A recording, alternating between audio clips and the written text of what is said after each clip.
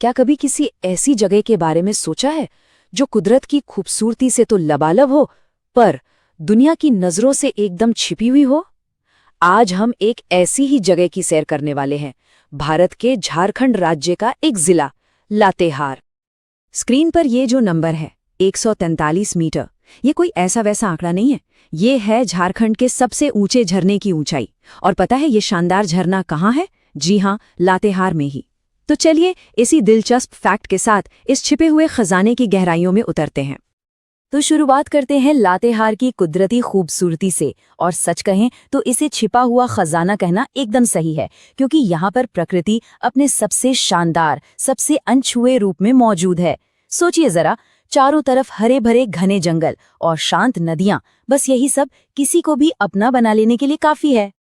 जरा सोच कर देखिए, एक ऐसी जगह जहां मीलों तक बस घने जंगल ही जंगल हों, नदियां कलकल करती बह रही हों और फिर अचानक पहाड़ों से गिरते हुए शानदार झरने दिख जाएं। यही तो है लातेहार की असली पहचान। जो लोग शांति और थोड़ा रोमांच दोनों एक साथ चाहते हैं, उनके लिए ये जगह किसी जन्नत से कम नहीं है। अब बात आती है कि यहाँ देखने लायक क्या क्या है, तो लिस्ट काफी लंबी है।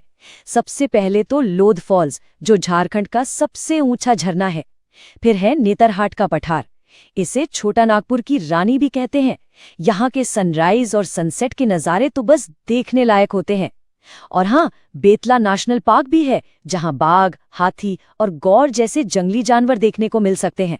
और एक और खास बात, भारत का इकलौता भेड़िया अभयारण्य महुआ डांड, वो भी यही है। मतलब यहाँ की वैरायटी सच में कमाल की है। लेकिन देखिए, इन खूबसूरत नज़ारों के अलावा भी इस जगह की एक आत्मा है।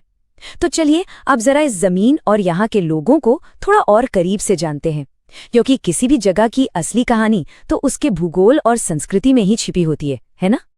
तो अगर हम लोकेशन की बात करें तो लातेहार झारखंड के नॉर्थ वेस्ट हिस्से में पड़ता है और ये विशाल छोटा नागपुर पठार का एक बहुत ही अहम हिस्सा है। अब ये पठार सिर्फ अपनी पहाड़ियों और घाटियों के लिए ही नहीं जाना जाता, बल्कि यहाँ पर खनिज का भंडार है और यहाँ की जो जमीन की बनावट है वो भी बहुत अनोखी है। यही सारी चीजें मिलकर इस पूरे इलाके को एक खास पहचान देती हैं। अब जरा यहाँ की आबादी पर एक नजर डालते हैं। लगभग आधी आबादी, मतलब 45.5% लोग अनुसूचित जनजातियों से हैं। और ये सिर्फ एक नंबर नहीं है, ये इस बात का सबूत है कि यहाँ की संस्कृति, यहाँ के त्योहार और लोगों का रहन सहन सब कुछ प्रकृति के साथ कितना गहरा जुड़ा हुआ है। यहाँ के जो मुख्य आदिवासी समुदाय हैं उनमें उरांव, खरवार और चेरो शामिल हैं, जो सदियों से इसी जंगल में रहते आए हैं। इन लोगों ने न सिर्फ अपनी अनोखी परंपराओं को जिंदा रखा है, बल्कि जंगल के साथ इनका जो गहरा रिश्ता है, जो ज्ञान है, वही इस क्षेत्र की असली धरोहर है। आज भी इनकी जिंदगी का बड़ा हिस्सा जंगल पर ही निर्भर करता है।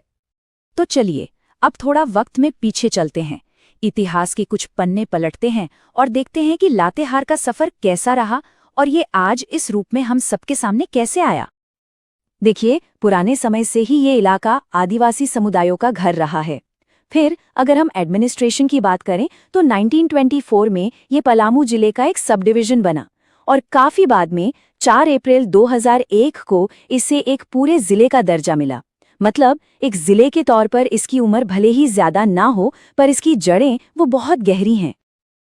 और एक बहुत ही दिलचस्प बात है, क्योंकि ये इलाका घने जंगलों और पहाड़ियों से घिरा हुआ था, तो यहाँ बाहरी सेनाओं या बड़े बड़े साम्राज्यों का दखल बहुत ही कम रहा। और इसका नतीजा क्या हुआ? यही कि यहाँ की जो असली संस्कृति है, जो परंपराएं हैं, वो काफी हद तक वैसी की वैसी ही बची रहीं। ये जगह एक तरह से लिविंग म्यूजियम जैसी है, जहां इतिहास आज भी सांस लेता है। तो भाई, इस अनोखे इतिहास और संस्कृति के बारे में जानने के बाद अगर किसी का मन करे कि इस जगह को खुद जाकर महसूस किया जाए, तो कुछ बातों का ध्यान रखना बहुत जरूरी है। क्योंकि याद रखिए, ऐसी जगहों पर जाना सिर्फ घूमना फिरना नहीं होता, ये एक जिम्मेदारी भी है। तो यहाँ जाने का सबसे बढ़िया समय कौन सा है? वो है मानसून के ठीक बाद का और सर्दियों के शुरुआत का। उस वक्त क्या होता है कि पूरी घाटी हरियाली की चादर ओढ़ लेती है, झरने अपने पूरे जोर पर होते हैं और मौसम तो बस लाजवाब होता है। ये सवाल बहुत जरूरी है कि लातेहार में एक जिम्मेदार टूरिस्ट कैसे बना जाए। देखिए, जब हम ऐसी जगहों पर जाते हैं जो इतनी पुरानी हों और कुदरती तौर पर इतनी नाजुक हों, तो हमारी जिम्मेदारी बढ़ जाती है। हमें ये पक्का करना होता है कि हमारे जाने से वहाँ के पर्यावरण और लोकल कल्चर पर अच्छा असर पड़े, बुरा नहीं।